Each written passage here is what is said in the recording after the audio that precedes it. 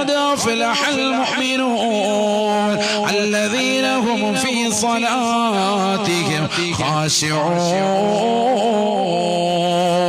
പരിശുദ്ധമായ ഖുർആൻ സൂറത്തുൽ മുഅ്മിനിലൂടെ അല്ലാഹു ഓർമ്മപ്പെടുത്തുകയാണ്, തീർച്ചയായും സത്യവിശ്വാസികൾ വിജയിച്ചിരിക്കുന്നു.